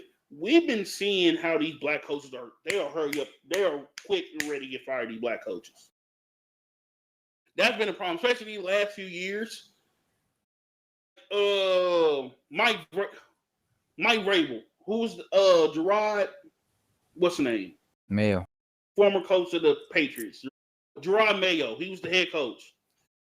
And everybody was thinking like, oh shit, if he does a bad job this year, it's going to go to Mike Vrabel. Whether instead, in my opinion, they picked somebody that they knew. Hey, you got to fall on this sword until we can get Mike Vrabel. He fell on that sword. They fired him. Didn't they fired him the last game of the season, right? Soon, right after the game ended, they fired him. Yeah. And they hurry up and fire Mike. They hurry up and hire Mike Vrabel. We seen what they did with Steve Wilkes. We seen what they did with the Texans coach, who now is the head coach of the Buccaneers. Lovie Smith. Oh, Lovie Smith. Yeah, not Chabo. Yeah, Lovie Smith. We seen what they did to Lovie. And that's why Lovie, before his way out, said, fuck y'all, and make sure he won that game. that shit was always be funny to me. He made sure to win the game so they don't get the first overall pick. That's a petty ass way to go out. He said, my job is gone. So your chance at the first overall. Shout out to Lovie. Todd Bowles with the Jets. So we be seeing how these black coaches be getting fired quick. And it makes you wonder, okay, the player base, especially like the quarterback position, be getting blacker. Why hasn't it been the same thing for the coaches, for head coaches, and upper management? You're talking about like assistant GMs and whatnot. It's been like it's a huge disparity, and that's because of, I believe, of the good old boys club. They want to keep boys being boys. We're gonna hire our homeboys, and that's it. And that's cool. Well, Jerry Jones is Jerry Jones. That's why his team won't succeed. Yeah. I would say there also is one more little disparity, and it's. I'm not trying to make an excuse for this. I'm just saying it's a trend, and I think it kind of speaks to it too. Picking the offensive minded head coach is starting to become like the new trend. Like, hey, I'd rather lose my DC than my OC, you know. And like, how many and that's why we offensive minds have we had? And that's why, like with the Colts, when we had Flurbis and Eagles head coach Sirianni.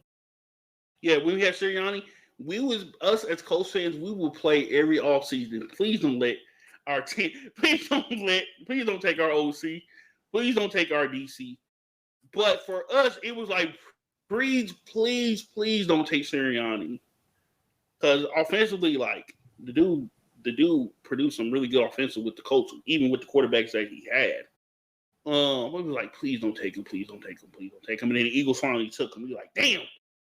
But he deserved his fucking chance being the head coach. Same thing with Flurbis. Even though it didn't work out with Chicago, he deserved his fucking chance. Like, he put up in Indy a fucking rarity, a top 10 defense multiple years back to back. Like, so, like, he deserved his chance of being a head coach. So I'm not mad about that, but it does go to show, like, hey, there's something going on in the league that we possibly may not know about, or there's an unspoken rule about, like, hey, maybe we need to maintain how many number of black coaches that we have in terms of head coaching positions and above. I know the Art Rooney rule. Oh, go ahead. Yeah. I was gonna say, how many black offensive coordinators, elite offensive coordinators, are there in the league? The last one I could think of that was elite, but I understand why he didn't head coaching guy was Eric Bieniemy. Like, I see why he didn't get one. Like just go team for team, and I can't think of any. Currently, right now, there is no black offensive coordinators in the league. But how many The black defensive one that's coordinators? minority. Let's see. Because Tomlin's defense, Todd Bowles is what? Defense. Lovey's defense. Oh boy for the Jets' defense. Steve Wilkes was defense. Brian Flores was defense. Eric Bieniemy is the only one. Right there, 11. Oh no! You know what I just realized? They're having the white-black quarterback situation all over again. Oh.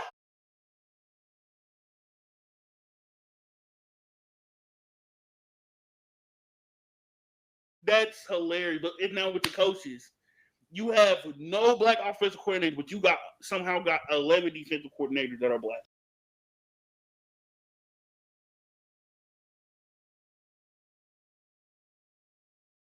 Let's include the head coaches in that as well because they defensive minded.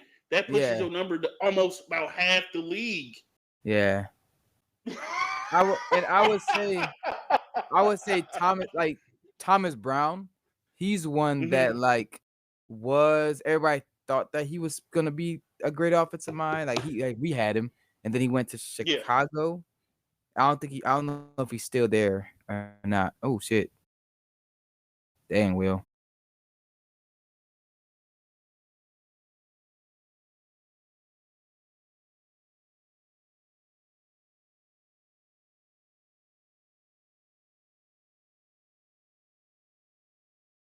All right, but Chicago.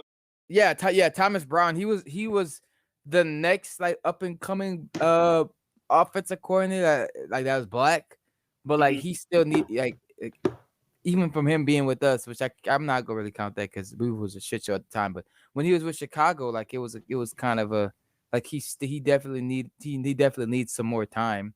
I just feel like we just haven't. I just feel like we maybe we just haven't been producing that many elite black offensive coordinators yet. Or they haven't been, or you have, I believe, and this is the thing, I believe you have lower offensive coaches that, they the wide receivers coach. Yeah. Running back coach. And they haven't had a chance to lead an offense yet. I think that's the kicker. So that's where the problem is. Where more defensively, I think they are a bit more willing to, hey, you can run the defense. Go ahead. And then, like you said, to your point, like you said, hey, the league is hiring more offensive-minded coaches, but you don't see the black numbers or the number of black head coaches going up, and you're seeing all the black head coaches are defensive-minded. But none of the offensive black coaches are getting an opportunity to be offensive coordinators, so they can get the head coaching job. Yeah. I would say preseason because our team. I know our team did it. Well, our first two games, our assistants called our stuff, defense and offense. I have an offensive minded head coach. You have an offensive minded head coach. So they're offensive coordinators sometimes. I don't know how y'all did it, but I know us, our offensive coordinator called the plays, and our assistant defensive coordinators, two of them called the plays so far in the preseason. My head coach and my defensive coordinator hadn't called plays yet. So I think that's definitely happening. So it's we probably have to a wide receiver coach who's more than likely gonna be the pass game coordinator calling the plays for certain teams. So I would say probably the next couple of years we might see them. We just probably don't have none right now. Just not right now because we could name all the guys right now. Suspicious though. It is, but it could. Two things could be true. We couldn't be just not producing, maybe not as much that are getting those attention right now, and at the same time, oh, maybe they might be like, let's slow play him into, let's slow play this. Let's not just give him the keys right away, because we'll see, we'll see. We still like, let's track this in the next 5 years, because Yeah. Eric Bieniemy was Was the supposed to be main the one. guy. But Yeah, even with Eric Bieniemy, it was like to the point where, all right, at some point somebody got to choose you to lead a team, because you see what you do with the Chiefs. You should be first on pretty much everybody's board to hire. he should be. And you're not, and you're getting overlooked. What is going on? But remember, we had reports and players come and be like, hey, yo, this guy is kind of abusive. And I get it. It's football, whatever. But like, I feel like when that shit started, because he was definitely gonna get hired. But not, he didn't want to leave KC just yet, because they were winning. Yeah, he liked where he was at, but he knew he wanted to leave. But once the reports started coming out, not now, it's coming from the players now. Like, if the players saying the shit, then it's gonna be it looks bad. Like, so I feel like he kind of shot himself in the foot, and he might come back. He's younger. He's like 35 or 40 or something like that. So he could always come back. So we'll see. We'll see with him, because I think he's a great offensive mind. He just I don't know. Maybe he's stuck in his ways. I don't know. Yeah, I mean, that's what a lot of coaches. Sometimes they be stuck on their ways and shit, and not realizing time to change. You can't continue to act how you the way that you acting. Yeah. Okay, next topic. You want to start on? You want to do Trump in D.C. or you want to do Texas Democrats went back to Texas? Which one you want to do first? Texas Democrats. Let's do that. So everybody know that it's about around like 2 weeks ago, Texas Democrats broke quorum with Texas House Republicans, and left. So they fled the state. So they ended up going to, I think, 3 different states: California, Illinois, and New York. I think one of them came to KC, then he went back. The reason why they broke quorum is because Trump asked Texas, hey, I need 5 more seats. Problem with that is redistricting only happens after the census, so every 10 years. And so Trump knows he's probably going to lose the midterms, probably going to lose the House in the midterms, more than likely, based on how his administration doing this is a sign of, like, we got to do what we can to stay in power, to continue to do my bullshit. So he asking for 5 more seats from Texas. He's asking one in Missouri. So we're gonna start with Texas first. So they decided to go back. Not everybody has returned as far as Texas Democrats, but most of them has returned so they can have quorum again. Because they're gonna fight the good fight. And here's the first thing I don't like about this. And they tweeted a picture. Barack Obama came and spoke to him. It basically told him, like, hey, go back and go fight. Y'all don't have the numbers. They're going to vote this shit through and keep it pushing. And I understand, like, hey, you have, there's different means you can try to fight this. By the time y'all get done fighting, per se, it's going to be 2030. That's the timeline, because let's say they, the maps go to court. Okay. They gonna still run on the maps that they drawn up to kick out 5 Democratic House members in the House of Representatives. They can kick out 5. Okay. For the people that don't understand, I'm saying it very slowly so you can understand. They are kicking out minority members, Black members, Hispanic members. They're making them go against each other, so they have a reduction of minority voices in the House. Especially, they want Jasmine Crockett gone. We know that. I think you can agree with that. Yeah. They want Jasmine Crockett gone because she on their top every other day. Like she's very much. And my humble opinion, I like to see her run, even if she doesn't win the nomination. I know she probably won't win the nomination, but I like to see her run this upcoming election cycle. I don't know about you, but I like how she talks. I mean, I think it'd be. I don't have a problem with it. I mean, whether she wins, she doesn't necessarily have to win. It could be a test run. Yeah, it should be a test run. See how people be a test run. How people going to proceed. Because I think out of all like the potential Democrats that can run, she's probably the most cutthroat one. And that's what I want out of the next Democrat nominee. Either I get a cutthroat, or I get Kamala. Pick one. And we're gonna get the good old Gavin Newsom here in a little bit because he decided to also redraw. California's gonna redraw their maps. They have a special election, the 4th of November this year. Give me your thoughts on that. Like, good plan. Oh, which one? Good plan on what? California redrawing their districts, push out Republicans to get. I mean, it's out of retaliation from Texas, right? I'm pretty sure. Yeah. I feel like, but here's the thing, though. They have to vote upon it for the people. Yeah. I don't think Texas Democrats should have relied upon California to retaliate. The retaliation should be like last resort, in my opinion. Mm-hmm. It should have been like a last resort type of thing. Like, okay, now we need to, redraw our maps because it does depend on the people. Because the deadline for new maps to come in is December.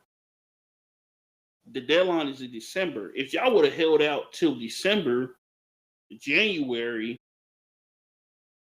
they got to run on them old maps, and y'all would have kept y'all seats, and them maps would have still went to court. I don't like that Obama went down there to go talk to them to go back because, like, bruh, y'all could have bankrolled them to stay out of the state as long as possible. Like, let's really put up a fight. Let's really show, like, hey, we not finna put up with this shit. Let me say this now for Missouri State House Democrats. When Kehoe, Tahoe, make a hoe decides to call that special session in the order, y'all better get the fuck out of Dodge and don't come back till December. Don't come back. I don't want to see a House, a state rep in any regards, senator or representative. Don't bring your asses back. Stay out of fucking Missouri. They trying to do the same shit here and crack up fucking Kansas City. There's only 2 Democrat seats in the House in Missouri. And they mainly consist of Kansas City, St. Louis. Now they're trying to take Kansas City. Yeah. Fucking bullshit. I would say it's really a double-edged sword. Like it's well, I would say that the Obama speaking to them, like it just goes back to what the Democratic Party formula is we're gonna be partisan, and if we lose, follow the rules, and if we lose, we're gonna lose gracefully. I'm tired of that shit. Yeah, like I get it. I get it, Obama. And let me talk to Barack real quick. I get it. You want to keep a certain facade going? Cool. I get it. Image is everything in politics. I get it. Image of people sometimes have destroyed the best of candidates and propelled some of the worst. We see that now. But at this moment in time, we need some cut. We need to cheat, scratch, claw. Anything we need to do to make sure this country don't completely fall into a dictatorship. Because that's where it's falling into. You got this nigga Trump talking about, oh, I'm gonna run for a third term, or joking. We know this motherfucker gonna run for a third term. I don't know why people playing. I want people to fully expect this nigga Trump is gonna say, yeah, I'm running for a third term. Because like he even joked with Zelensky when he met with him yesterday. Saying, oh, asking him, oh, well, you can't have an election because you're in a war. And I'm like, oh no, this motherfucker gonna try to start a war, martial law, and at that point, can't do shit. We already see what he's trying to do in DC. We got to get to DC too. Like, this redistricting shit is serious. I need New York to get on their shit. I need Illinois to get on their shit. Because I know y'all can force out more Republicans in y'all state. Yeah. And I keep seeing Republicans talk about this thing of, well, Democrats always pushing this out in their states, and they always point to fucking Massachusetts. Technically, Massachusetts is pretty badly drawn. Okay, that's fine. Have you seen South Carolina? Have you seen Louisiana? Who maps are still in the fucking courts because the maps were so fucking bad. They are making the state give them another black district. So there need to be 2 black districts in Louisiana. Yeah, like the maps were so badly drawn in Louisiana with Republicans. They are making them redraw the maps to give them not 1 but 2 black districts in the state of Louisiana. That's how bad it is. Louisiana, I can't remember how long. Their maps are always in the courts. Guess what? They understand, hey, we got a pretty huge black population here. They can swing elections if they really wanted to. We need to silence them. Not only that, I would also like to bring up Trump is trying to get rid of mail-in ballots. Another problem. So this motherfucker is really trying to cheat to win. Y'all do realize Republicans don't like people to vote. Yeah. They want the least amount of people to vote as possible. Mike Johnson, I can't remember the clip. I gotta find the clip of him talking about it on a hot mic of like how many people he expected to vote in the midterms. How many people that he we don't really want people to vote. Why do you think they always getting rid of voting locations in the inner city? Yep. Why they won't make voting a national holiday more accessible? Yeah. You got thousands of people in line, 7+ hours to go vote. That's not right. That's not okay. Now you're trying to get rid of mail-in ballots because you know it favors Democrats. Because you do got some elderly people who can't get out. You do got some people who can't get out the house, but they want to vote, but they can't get out the house. So they do a mail-in ballot. Because I remember, I think I was watching Roland Martin. They was talking about like they were stopping people from voting from their car. Like, that's more accessibility for the American people to go vote. Like, hey, I can just vote in my car, hand back the ballot, and right then and there. Texas also got rid of straight ballot voting. So like you can go in, I'm voting everything Democrat. Straight, like you can bubble in the circle, so I'm voting everything Democrat. They got rid of that because it was hurting them. So with that being said, we know the Republican game. They're cheating to win. Yeah. And for people that don't realize that the Republicans Republicans don't cheat. Y'all do realize y'all stole 2 of the last 3 Supreme Court seats. That's a fact. Obama should have got 1. Trump should have got 1. Or Biden should have got 1. Technically, Biden should have got 2. Because RGB died what 3, 4, 9, and I would say just around the same amount of time Obama pick was. About 8 months towards the election. So I'll give her to like September when she passed. I'll give her September when she passed. So it's still months to the election. And the thing was, Republicans, why they didn't give Obama his pick? Oh, the people should pick the new president, and that president should get the new pick. Well, with fucking Trump about to get out of that office, RGB dies. Oh, we need to pick somebody else. Well, hold on. Y'all said y'all need to wait. We need to wait till a new president. It's an election year. Well, no, Trump is the president now, so we're gonna push him in. Bullshit. So they've been cheating. Yeah. We just trying to just catch up. So, anything else you got on it? Nah, it's pretty should be self-explanatory for some people to understand. Yeah. It just baffles me, like people not realizing what Republicans are doing, because let's say they go through all the redistricting they want. They will eliminate 30 House seats from black people, right? That's about half of the caucus gone. The black congressional caucus is gone at that point. So when people tell me, "Hey, Will, this is not about silencing black voters," yes, it is. You're only eliminating seats that are held by minorities. That is it. They Mexican or they black. Not only that, you look like we discussed last week. Texas holds the most black eligible voters in the country. They got 2.9.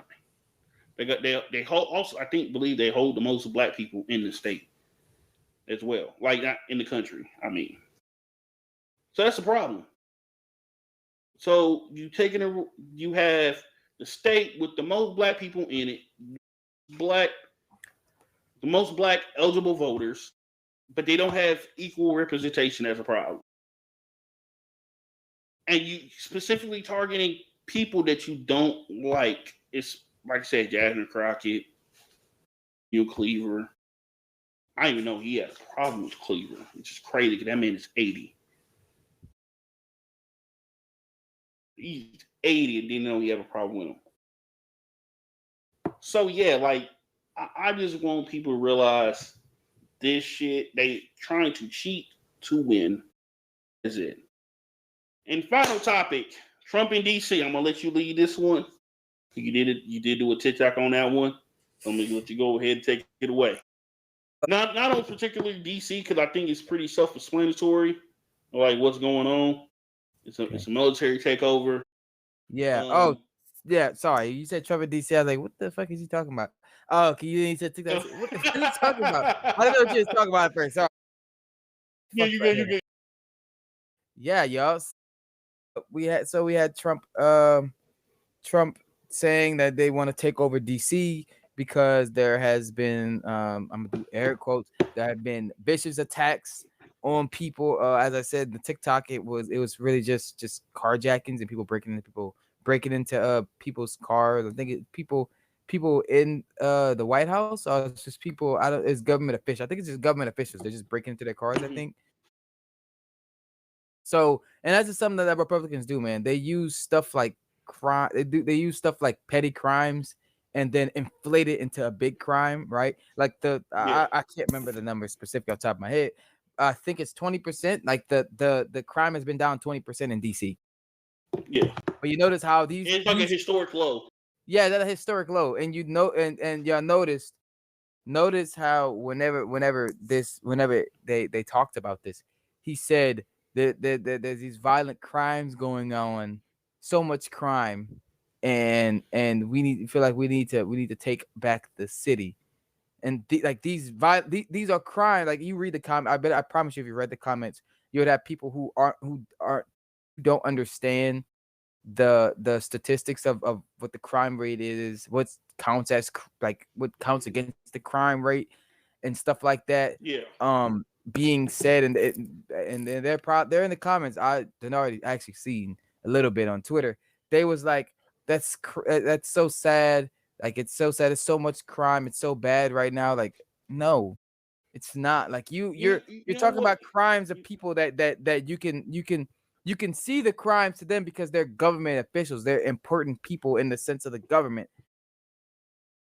But at the end of the day, like, these guys aren't these crimes are just petty crimes. It's not like like they're getting assassinated. You know what I'm saying? It's really small and simple. The Republicans are good at this. They're good at fear mongering, and they're good at causing fear so that they can make change. You know how I can't take this shit seriously? They arrested somebody for throwing a sandwich at somebody.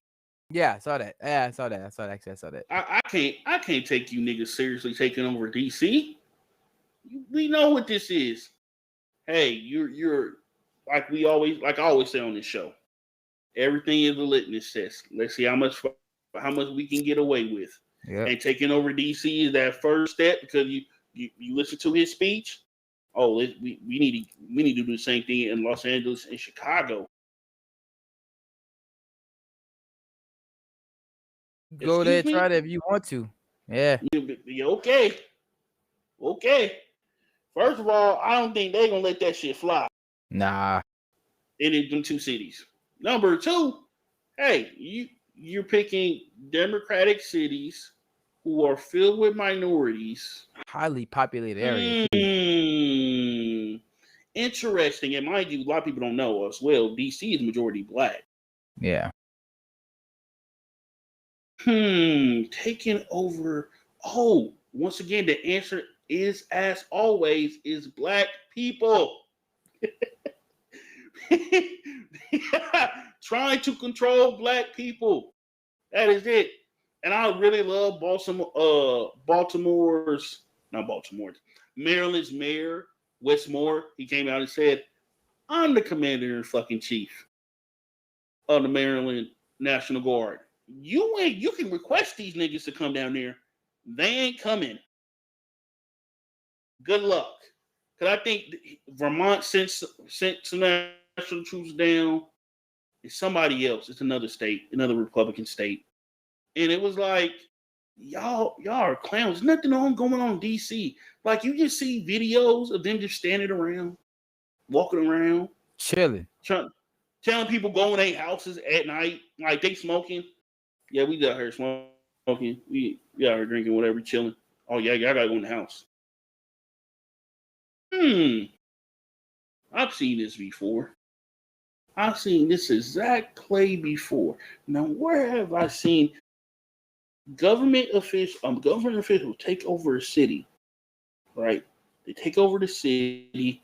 They have the police force to force people indoors at night. Where have I seen this before? Where have you seen this, Will? I've seen this story before. I'm not gonna say the time period, but I've seen this story before. I would say the 40s. With a good mustache, man. With a good mustache.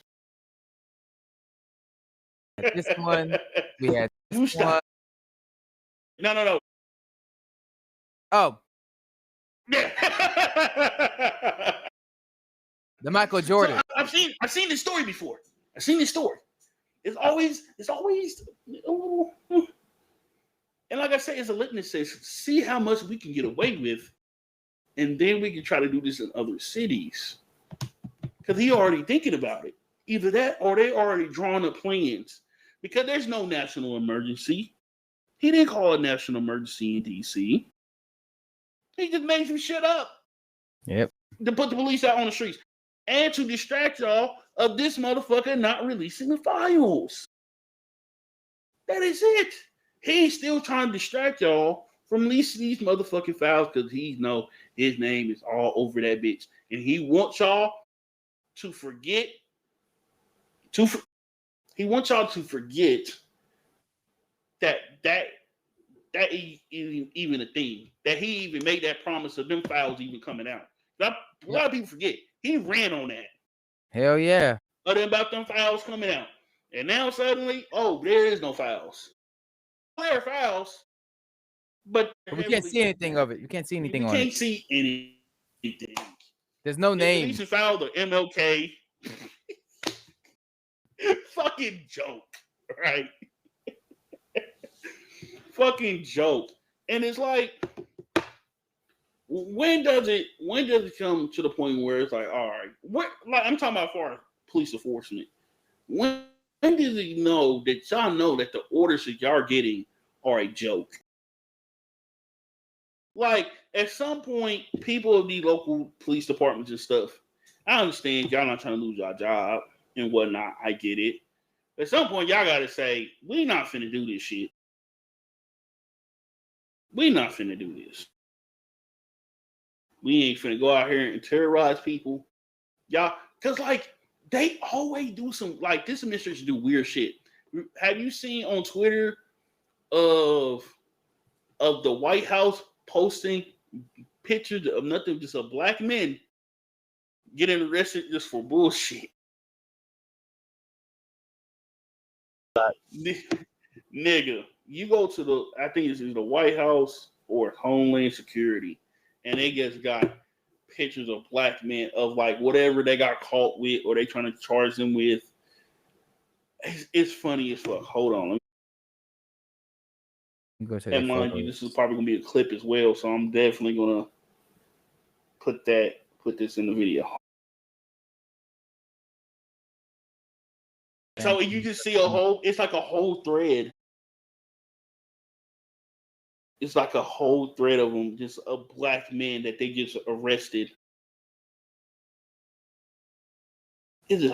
I see one black man, another black man.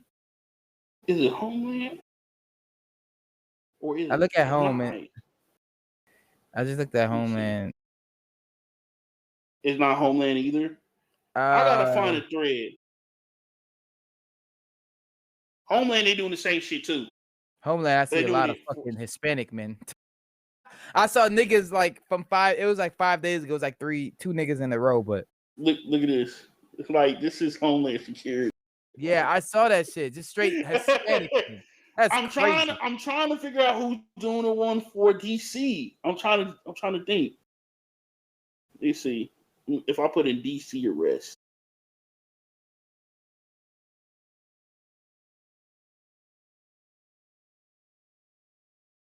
Let's see. U.S. National Guard. Either they don't tell me they took them bitches down. Everybody was like, yo, y'all really tweeting this shit? From the like I said, either it's the White House official account or what. I don't know where it's from, but I've seen them. Let me go back to the White House. Sorry, y'all. We looking up this in real time because we do want to see. We do want to see this shit.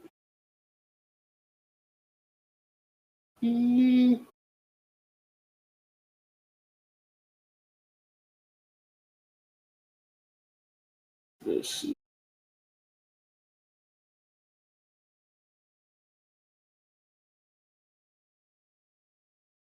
So much bullshit going on.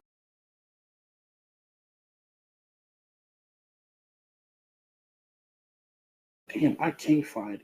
I'm gonna fucking find it. I swear to God, I'm gonna find it before the day's over. I'm gonna find that shit. Cause I was like, y'all can't be serious about doing this.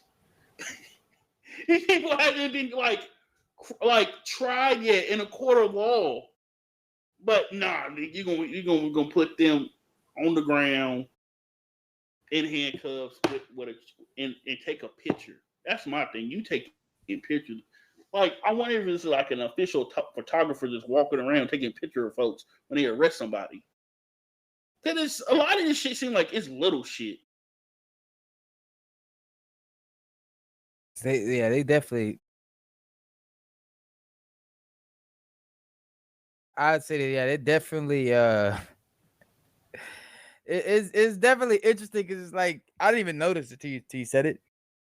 Yeah. But I believe it. This one the shit I done see I done see the shit the White House posts. White House post some weird some weird shit lately.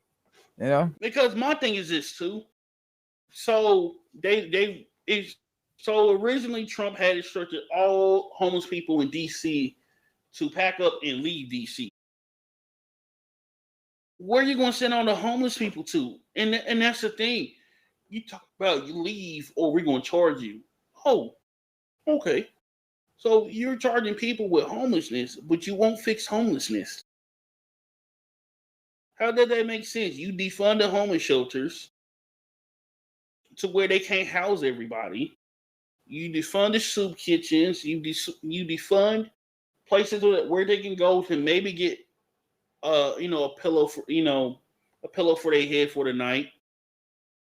You defund everything that the people need to get out of homelessness, but you funding stupid shit like this. You're wasting taxpayers' money by having a National Guard walk around DC not really doing shit. It's dumb. And this is from someone who used to work in a homeless shelter. We need more homeless shelters. We need more services so we can help people find housing. Or, better yet, affordable housing. It's fucking weird.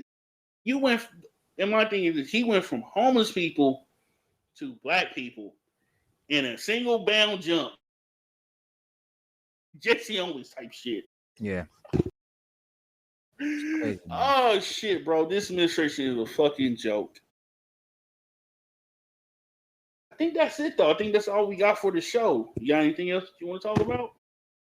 Nah, man. We got this. I mean, we got the stream coming up, y'all. Get the stream. Yeah. Oh yeah, we got the stream coming out. We're gonna be streaming all night long in old people terms until we get tired. Because I ain't gonna lie, I'm 29. A nigga like to be in the bed by a certain time period now, kind of, sort of. A good 10:30, 11 o'clock is a good time bed frame for me. So being up extra late, I'll try to stay up the entire night, but can't guarantee it. Well, other than that, the live stream that we have, the late night stream that we having is August 23rd. We're starting at 10 o'clock. This nigga's going to be 10 minutes late. Well, I might not be. I don't know my work schedule that day. Oh, you guys gonna be on time. Nice. Might be on time. We'll see. I gotta see. I might work in the morning. I might work at night. It just depends. Yeah. So 10 o'clock, we're gonna be on time. No CPT time. We're gonna be on time. My two new hosts are also gonna be on as well. Zach Beard and Kwame Sexton. They're gonna be on as well. We're going to start with them. We're going to get their top 10 quarterbacks first, and then we're going to dive into all the discussions that we're going to have for the night. Also, the stream is going to be sponsored by W Energy. First sponsorship. Yeah. Got a code for it. So be ready for that. We're going to give y'all the code. Y'all get 10% off, I think. 10 to 15% off on the code. Got to relook at it. But we got a code for y'all. Y'all gonna run it up for us. Appreciate y'all for listening. Thank y'all for tuning in. This one was kind of a long one. We talking almost an hour plus about fucking Anthony Richardson. But one last thing before I go, we will leave that for Saturday. Okay. But appreciate y'all for listening. Thanks for tuning in. See y'all.